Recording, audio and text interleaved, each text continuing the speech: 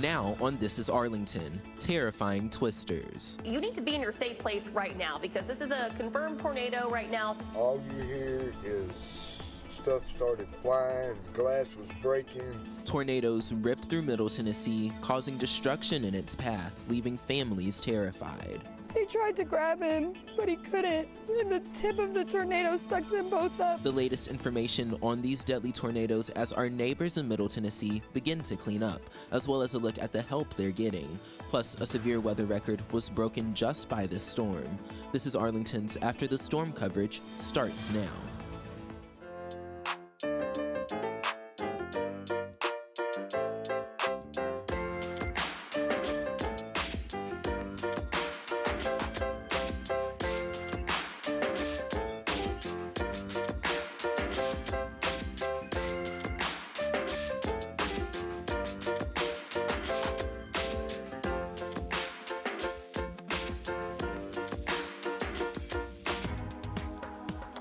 Heartbreak across parts of Middle Tennessee after a deadly tornado swept through several cities and communities. The tornadoes ultimately claiming the lives of 6 people and leaving homes, businesses, and families in ruins.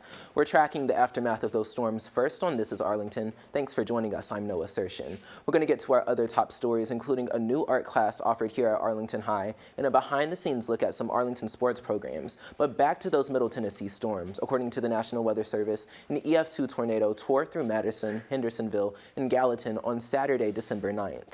The EF2 tornado included wind speeds of up to 125 miles an hour. An even more powerful tornado tore through parts of Clarksville, an EF3 twister, which brought wind gusts of 150 miles an hour. The storms left at least 6 people dead and dozens injured, and they caused widespread damage. Authorities in Montgomery County say the twisters damaged nearly 700 homes and businesses, and in the wake of these storms, Governor Bill Lee toured tornado-ravaged parts of the state.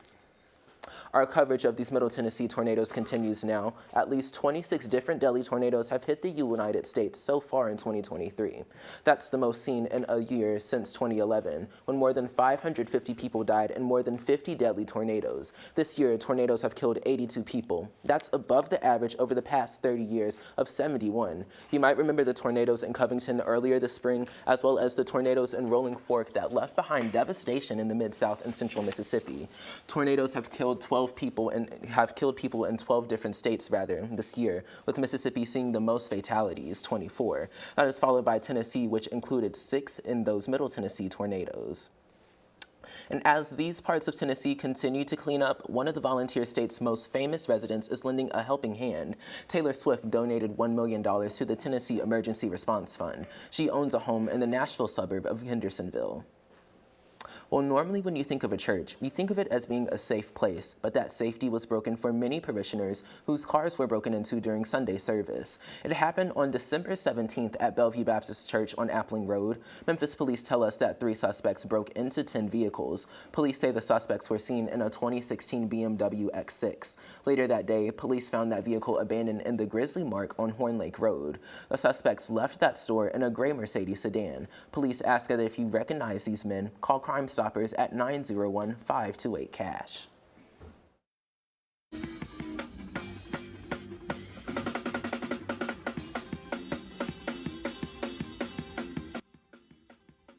Church there, well, you just heard some of the sounds from the 115th Holy Convocation that was held in Memphis last month. And we're now learning that Arlington High School has a special tie to the religious gathering. Sophomore John Brandon Smith is an up-and-coming musician. He plays for his father's church that is a part of the Church of God in Christ. He was tapped to play at the Convocation's youth service when one of the main drummers did not show up. Since he was already at the service, he was asked to play drums just minutes before service started with little rehearsal. I got the chance to speak with him, and he admits that he was a little nervous to play in front of such a large congregation. I felt nervous playing up there because it was a lot of musicians up there that I looked up to, and I didn't want to embarrass myself in front of all of them. So I just kept putting my AirPods in, listening to the song, and then Andrew, who's on piano, he just said, "Let's go." Then, and the service played the songs, all that stuff. Then after, I felt pretty good because, I play all the songs right, straight, all that stuff. So I felt pretty good after. Also told me that he hopes to be invited to play at the Convocation in years to come. He aspires to be a famous musician one day and play for gospel artists. In the meantime, if you would like to check out some of his covers, just go to his Instagram page at Vibin with JBS. Well, there is a new art class here at Arlington High School. AP Art History allows students to learn major forms of artistic expression from many cultures over time. This is Arlington's Grayson Grammer caught up with some of the students on what they like about the class. Today we'll be interviewing AP Art History students and asking them about the class. Hope you enjoy. So we pretty much just learn about art, obviously, and yeah, the workload's pretty difficult. We cover everything from prehistoric stuff all the way up to today, and it's global. It's not just European and American art. It's art from Africa, from China, from the South Pacific, the Middle East. So it's a really global course looking at art around the world. Most of the time when we go into class, we listen to lectures about different artworks, different time periods, stuff like that. We do a lot of group work and activities where we examine art or make art. But Mr. Wilhite makes the class really fun and interesting. So, I mean, I didn't have any knowledge on art before it, and afterwards, I can definitely tell. I'll see an art piece out in real life and I can notice it. It's pretty cool. It gives a different insight into history that you kind of don't really see in normal classes. You kind of always see just straight up text and written works and stuff. So to be able to see pictures of actual historical events and just what people thought at different times, it's very it can change the way you see things. So that was one of my main motivations, and students have been asking for it for several years. At least 4 or 5 years students have asked for it. So, but more of a workload. I thought it was going to be easier, to be honest, but he's a good teacher, but he's really, really challenging. So if you don't like challenging courses, it's probably not for you. But he's really smart. He knows all the material really, really well. But it's a fun class, and we're planning a field trip to Arkansas to Crystal Bridges Museum in the spring, so that'll be a lot of fun. And so we hope to doing that with Miss McTire, Miss Anderson, and Miss Wilson, and the art program here at school. So. Grayson, thanks. Normally people associate news organizations at Arlington High School with AHS Tiger Life and This Is Arlington, which you're watching right now. But there is a newspaper organization at the school striving to give you all of the latest information going on in Arlington.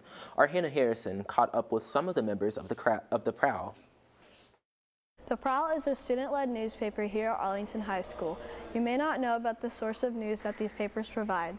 Miss Fletcher, Sarah Camus, and Kayla Taylor give you insights on everything that they cover. Let them show you what the Prow is all about. The Prow is an online magazine that features stories about students at AHS, the events going on at AHS, things happening in the Arlington community and even the world. I'm the editor on the staff, so I am in charge of publishing the issue every month and making sure camera pages get done. I help people make their stories, with story ideas, and help them with grammar and logistics of it. I've been teaching newspaper since about 2005 at Arlington High School. The different stories featured are either sports stories on students or different activities going on throughout Arlington or events. It's a lot of work because they have to be self-motivated and they have to follow deadlines. So the process starts with coming up with story ideas and then making sure that they interview properly, get in touch with the person they're interviewing, and then writing the story, peer editing the story, and then writing a final draft, and then creating a page. So there's a lot of components that builds up to the end product, and they have to be on time with it because it could throw the whole publishing process off. Students should read the Prow because it informs students of what's going on throughout the school and the community.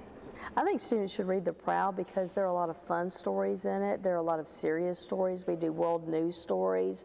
So it's really informative not only about the students at Arlington, but in the Arlington community and sometimes in the world. My favorite part is probably like the bond I have with, like, because it's a small class, so like I feel like everyone's close, so it's like good to have like a lot of friends. Just go online to ahstigerlife.com and click on the Prow.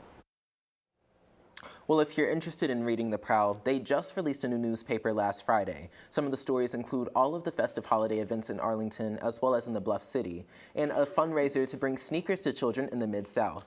Again, to read their newspaper, click on the Prow section on our website, AHS Tiger Life.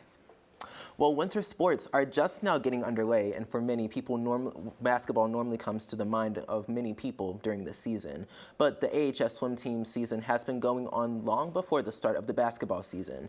This is Arlington's Ryan Kuhn has more. Here at AHS, sports are the heart and soul of our school. But now, one of our underrepresented sports programs is finally getting the recognition they deserve. Arlington has had a swim team for quite a few years now, but up until this point, they've been missing from our school's display cases. That is, until now. The club will be receiving a display case later this year. I guess that kind of means that we're getting the recognition that we deserve. You know, we've been doing this for a long time, and it's a very difficult sport, and it's tend to be overlooked. So it's kind of nice to see that change and see that, we're getting what we deserve, or at least a sliver of it, Our swim team has been largely successful in recent years. Despite this, the trophies are currently being held in the front windows of the office. I believe we've won the women's events for the past 2 years, and then I know we've won for at least 1 year for the past 3 years. And then altogether, Arlington won second or third place for the past 5 years. So we have those trophies that we'd just like to show off. Some people in the school building still didn't know we had a swim team, and it will be nice to be in the mix of the other sports, to have our trophies displayed instead of sitting in a teacher's room or somewhere, to have a home, so to speak. We're excited to see this new chapter of AHS Swim begin. And if you want to support the swim team, come to a meet. They are hosted at St. George's and entry is free. Ryan, thanks. If you would like to see the AHS swim team in action, their next meet will be held on Thursday, January 11th at St. George's High School in Collierville. The meet starts at 5:45. Well, here at This is Arlington, we love to spotlight our athletes, and one athlete is making some big gains on and off the wrestling mat. Our Cadence Cleveland joins us in the studio now with more on Hunter Heflin, and Cadence, Hunter really is making a name for himself. Noah, he is. Our Jake Miller got to sit down with Hunter. Arlington has had many great wrestlers over the years, but one in particular stands out above the rest. This is what the wrestling facility looks like on the outside. This is what the wrestling facility looks like on the inside. This is also where Hunter Heflin, who happens to be the top wrestler at Arlington, goes to work. I think I'm a good teammate. I honestly think of the best wrestler we have on the team. Dependable, consistent, hardworking, sneakily humorous. Hunter Heflin is a two-time regional champ, two-time section runner-up, two-time state placer, and has wrestled for the junior national team. While he has accomplished a lot in his wrestling career, he attributes a lot of it to others.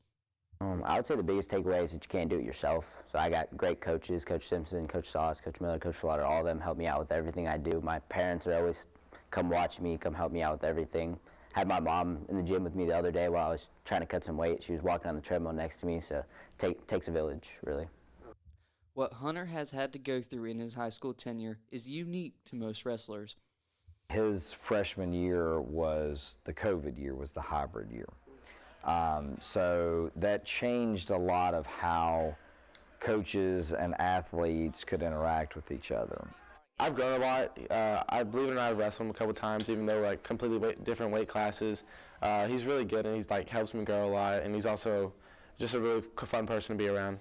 No, it's been good. Me and him always come in and wrestle and just have fun. Thanks, Jake. Hunter plans to follow in his father's footsteps and attend the Naval Academy, where he hopes to continue wrestling. All right, moving on to our trending stories now. Cadence Cleveland joins me now again. Are you ready? All right, let's get started. In consumer news, Taco Bell is testing out some new drinks. The fast food chain has introduced frozen coffee and sweet shakes. Taco Bell says the drinks are inspired by authentic Mexican flavors like Mexican chocolate, churro, and spiced vanilla. They cost about $4 each, and for now are only available at 2 locations in Southern California. I don't know about that coffee from there. I'm not really a coffee fan anyways, and maybe it's good that it's in Southern California because I would not try it here. Yeah, they can keep that. Well, that's all the time we have for This Is Arlington. Thanks for joining us. Remember to turn on our post notifications to find out when we release new episodes. We thank you so much for trusting us to give you all of the news in Arlington and the Mid-South this whole year. We hope that you continue to watch us in the new year. From all of us here at This Is Arlington, I'm Noah Sershin. And I'm Cadence Cleveland. Happy holidays, and we will see you next year. Hi.